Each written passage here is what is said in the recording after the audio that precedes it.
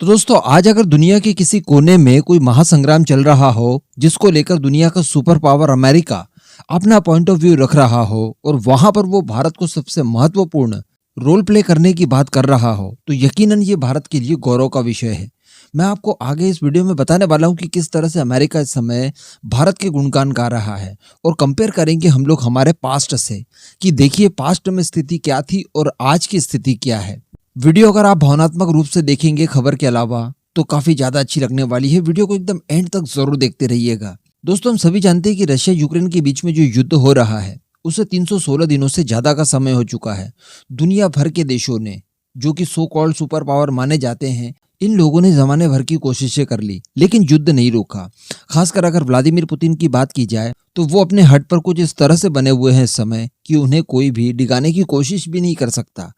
केवल यहाँ पर भारत का एक नाम बार बार आता है और कहा जाता है कि भारत अपने कूटनीतिक प्रयासों से इस युद्ध को रुकवा सकता है। और अब अमेरिका भी दरअसल इसी तरह की चीजें मानता है। अमेरिका की तरफ से अमेरिका के विदेश मंत्रालय की जो प्रवक्ता है नेड प्राइस, उन्होंने शुक्रवार के दिन एक बयान में भारत की जमकर तारीफें करते हुए ये कहा कि भारत इस युद्ध में बहुत महत्वपूर्ण भूमिका निभा सकता है और इस युद्ध को खत्म कराने के लिए अपने कूटनीतिक प्रयास कर सकता है और सबसे बड़ी बात कि ये कूटनीतिक प्रयास सफल रहेंगे। लेकिन थोड़ा सा हम लोग पीछे चलें, थोड़ा सा बैकग्राउंड देखें कि भारत का बैकग्राउंड एक्चुअली क्या था और इस तरह की चीजों के लिए भारत खुद किसी समय और काफी लंबे समय तक दूसरे देशों के ऊपर निर्भर करता था। देखिए 1945 में संयुक्त राष्ट्र संघ की स्थापना होती है यानी यूएनएससी की स्थापना 1945 में होती है और भारत पाकिस्तान के बीच में जो पहला युद्ध होता है कबायली युद्ध जिसे कहा गया था, जिसमें पाकिस्तान धोखे से भारत के पीओके वाला हिस्सा ले उड़ा था। उस युद्ध को बंद करवाने के लिए भारत के तत्कालिक जो प्रधानमंत्री थे पंडित नेहरू, वो संयुक्त राष्ट्र संघ जाते हैं और ये बात है 31 दिसंबर 1948 की।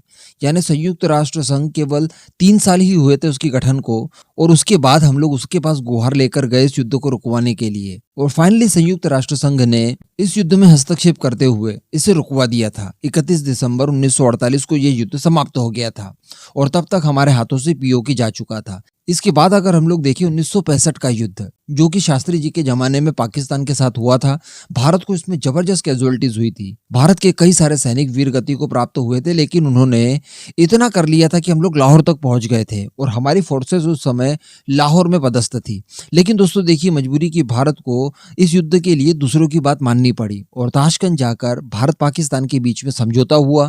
ताशकंद उस समय सोवियत यूनियन का पार्ट हुआ करता था, आज का रशिया उस समय सोवियत यूनियन के तौर पर जाना जाता था और उन्होंने दबाव बनाया कि ये युद्ध यहीं पर समाप्त कर दीजिए और जिसने जितनी जमीन कब्जाई है युद्ध के दौरान वो जमीन आप छोड़ दीजिए। तो भारत को मजबूरन लाहौर तक से अपनी सेना को वापस लाना पड़ा, वरना शास्त्री जी तो डटे हुए थे, पीओके छोड़िए पूरा पाकिस्तान लाने के विचार में थे वो। उसके बाद 1971 का युद्ध देख लीजिए, भारत पाकिस्तान के बीच में हुआ। हस्तक्षेप करने के लिए पाकिस्तान की तरफ से पूरा वेस्टर्न वर्ल्ड आया तो भारत की तरफ से सोवियत यूनियन आज का रशिया आया। तो कहने का मतलब इस तरह के युद्धों में जब भी भारत पड़ा है तो हमेशा ही तीसरे चौथे देशों ने बीच में आकर सॉल्यूशन निकालने की कोशिश की है, युद्ध को रुकवाने की कोशिश की है। अगर 1962 के युद्ध की भी बात की जाए जो हमारा चाइना के साथ हुआ था और हमें हारना पड़ा था, उस युद्ध में भी अमेरिका ने दखल दिया था। जिस तरह से 1971 के युद्ध के लिए हम लोग रशिया को धन्यवाद देते हैं कि उसने हमारी सहायता की, तो यकीन मानिए 1962 के युद्ध में अगर अमेरिका नहीं होता तो शायद भारत को बहुत ज्यादा नुकसान होता। तवांग तक चाइनीज सेना आ चुकी थी।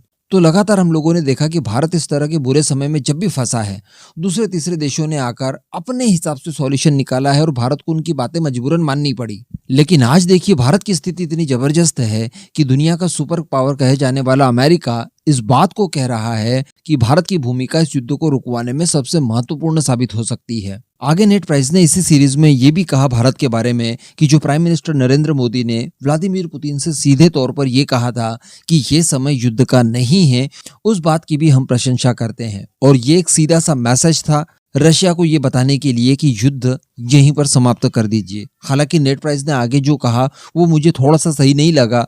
उन्होंने कहा कि हमें भारत को मनाना होगा इस बात के लिए कि इस युद्ध के लिए रशिया को दोषी ठहराया जाए, यानी भारत भी इस बात को स्वीकार करे कि हाँ ये जो युद्ध हो रहा है इसके लिए दोषी रशिया है और इसके लिए रशिया के ऊपर उचित कार्रवाई भी भारत करे। ये सही नहीं लगा मुझे। क्योंकि अगर आप ऐसा करना चाहेंगे तो फिर युद्ध कभी भी रोक नहीं पाएगा।